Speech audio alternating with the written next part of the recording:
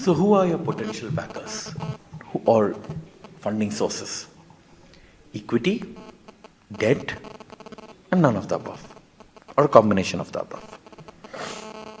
Equity, the typical sources are your VCs and your angels, and there will be all these networks will be there in your ecosystem. Definitely reach out to them, but my sense is most of them will come back and say that, okay, validate your idea a bit more before we invest. So now you're back to square one. You need somebody to back you up. Your friends and your family will definitely come forward and help you out. But is that the correct approach? My response to this is, would request you to avoid it. Because sooner or later, you will need to raise a larger amount of funding. So if you cannot convince somebody early on, the question arises, what is the likelihood that you will be able to convince somebody later on? Yes, there are a lot of stories of success stories of people who have done all this. But as they always say, do not look at absolute numbers, look at the ratios. My point is, I don't want to sound like a voice of doom, but it is important that your first set of investments typically come from people who may be networked with you, who do not know you intimately. Your friends and family may refer you to that person, but you must go through the act of convincing that person why they should invest in you. Second part is, don't bargain too much on equity. Your first investor is an important investor. If you do believe that you are not getting the right deal for that, you can always negotiate a term that the investor is ready to dilute if you agree to higher levels of business performance. So your first investor is investing in based on a certain assumption of business. Suppose the investor is saying that, okay, you will do $100 of revenue, and that is why I'm investing X amount or $1 to get 1% share or whatever it may be.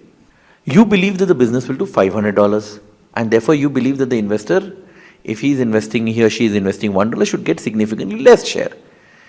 My thing is, please arrive at a midpoint and say that as a business, if your numbers are met, the investor will agree to dilute, and if your numbers are not met, you are ready to dilute more of your shares.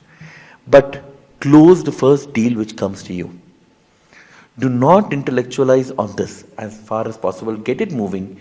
If your business scales up, you can always sell off this business, and the second business you can start from a position of strength. But if you do not have financial backing and you're starting off, take the first deal. There will be a lot of people who will come and tell you, no, you're underpricing yourself and so on. Then if somebody comes and tells you that you are underpricing themselves, please ask them to put in money at a higher price. The truth will be threadbare then and there. The second part is debt. Most governments globally have very attractive schemes for launching businesses. Unfortunately, what happens is many of us entrepreneurs do not engage with the government to raise funds at seed stage there itself. I would urge all entrepreneurs to meet their bankers, to discuss their business plan with all their stakeholders, especially the government institutions, and understand in clarity how and when they will fund you and what schemes will you get covered in. Because based on that, your business model can change. Again, I'm boiling back to the same thing. Many people will say that you should not change your business model based on funding. I would say the contrary. If this is your first business, please be flexible on the business model. Make serious amount of money on the first round of business in 1 to 2 years, and use the proceeds to launch a division where you can call the shots. But when you are a first-time entrepreneur, you are not calling the shots.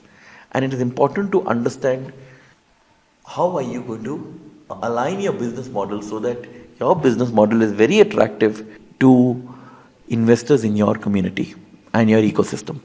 Finally, again back to it, if there's nobody you can get, then go ahead, but brace yourself for the long haul. It's going to be tough. and be ready to make a lot of sacrifices in your lifestyle, your family will make sacrifices, it's going to be a tough road ahead. Then there is a thing which I have not mentioned in the slide, which are mezzanine structures, debt convertible to equity and so on. I would urge you to have a discussion with your CPA or your accountant on these kind of structures and get complete clarity on this. Again, you need to definitely have a clear understanding of who all are backing you, which institution will back you up at what stage. And I would urge all entrepreneurs to think of government funding as a very good source for raising debt. But make sure that the debt is not significantly high enough to cause a lot of stress to you.